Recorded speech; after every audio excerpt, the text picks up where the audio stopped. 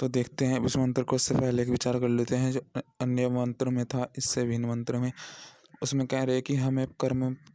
में कैसे ध्यान रखना चाहिए कि फल में नहीं। जब हम देखेंगे कि व्यक्ति के कर्म ही, कि पहले व्यक्ति क्या कर्म कर रहा था, अब ये व्यक्ति क्या कर्म कर रहा है, अब इसकी गति कैसी है कर्म करने की, तो उससे फिर हमारा ऐसी मानसिकता बनेगी कि फिर हम हर कार्य को सहज भाव से नई, बिना तकलीफ के करेंगे। सहज भाव से हम कार्य को सीखते भी रहेंगे। जब हमारा ध्यान ये रहेगा कि कार्य, जो कोई कार्य कर्म जैसे कर रहा है उसको देख देख के, हम ये नहीं देखें कि ये क्या फल, इसको क्या फल मिल रहा है और जो मैं कार्य कर रहा हूँ उसको क्या फल मिलेगा। नहीं,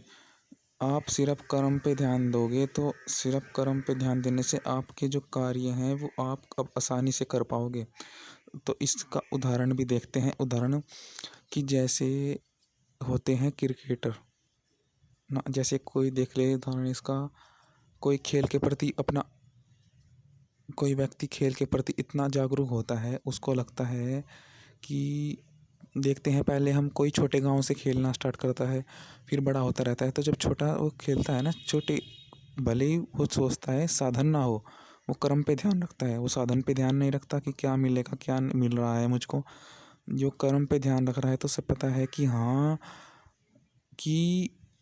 बल बल खेलते क्यों हैं, क्योंकि बल आए, तो उसे पता लगता है कि बल ईश्वर का गुण है, कि जो ये बल है, खेल जरूरी है कि मुझे इससे बल मिल रहा है, ये बल मेरे काम आएगा। उसको ईश्वर के बल गुण को पर विश्वास हो जाता है कि हाँ ये बल गुण है, उसको ईश्वर के बल गुण पर विश्वास होता है।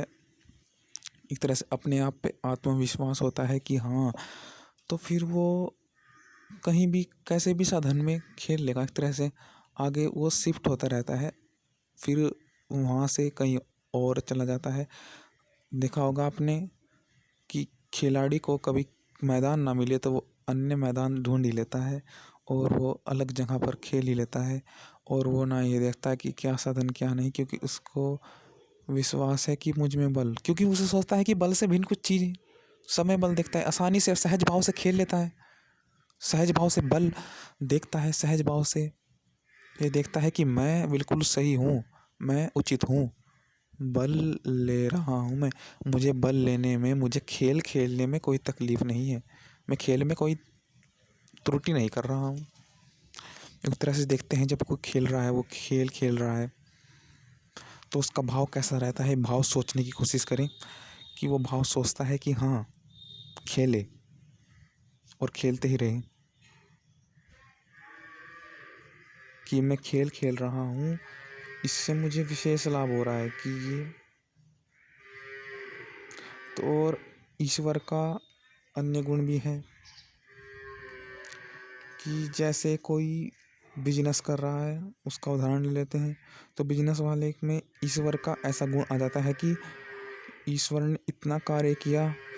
ईश्वर हमारे लिए लगातार कार्य कर रहा है तो हम भी लगातार कार्य करते रहे। तो इसलिए कोई व्यक्ति लगातार कार्य करता रहता है कि हाँ हमें भी लगातार कार्य करना चाहिए, ईश्वर भी लगातार कार्य कर रहे हैं तो हमें भी अपना, तो फिर उससे भी हम सीखने लगते हैं, वो भी अपने कार्य तक रहता है, तो वो भी सोचता है कि हाँ ईश्वर से मुझे कुछ ना कुछ तो मिलेगा ही, कि ईश्वर ने मुझको जिंदा रखा है कार्य करने के लिए। तो उसके मन में एक तरह से खुशी रहती है, खिलाड़ी की खुशी रहती है, बिजनेस की खुशी रहती है और इत्यादि।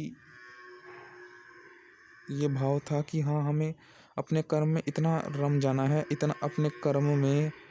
खो जाना है जिससे कि हम आगे बढ़ पाएँ। हमें रत्न धारण करने हैं, रत्न, रत्न धारणम ऐसे कहा गया है कि जब हम रत्न धारण कैसे करेंगे, कर्म से करेंगे।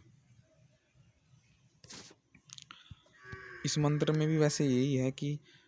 हम इतना परिश्रम करें कि हम सब विद्याओं को सीख ले, पढ़ने का पूर्ण विद्या के बल से, विद्या का ऐसा बल होना चाहिए कि हमें कुछ होश ही ना रहे, हम पढ़ाई विद्या के बल, पूर्ण विद्या पढ़ के ब्रह्मचारी करके ही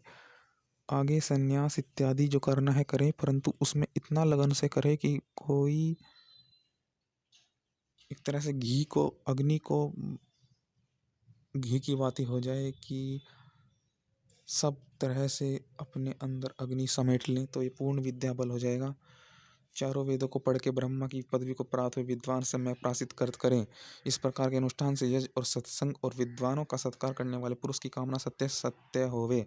सदा उसकी कामना सत्य होती है। जो मनुष्य पर्यटन के साथ सब विद्या को पढ़ के और पढ़ा के बारंबार सत्संग करते हैं, कुपथ्य और विषय के त्याग से शरीर तथा आत्मा के आरोग्य बढ़ा के नित्य प्रसाद का अनुष्ठान करते हैं, उन्हीं संकल्प सिद्ध सत्य सिद्ध होते हैं, दूसरों के नहीं। यही था इसमें। तो ओम।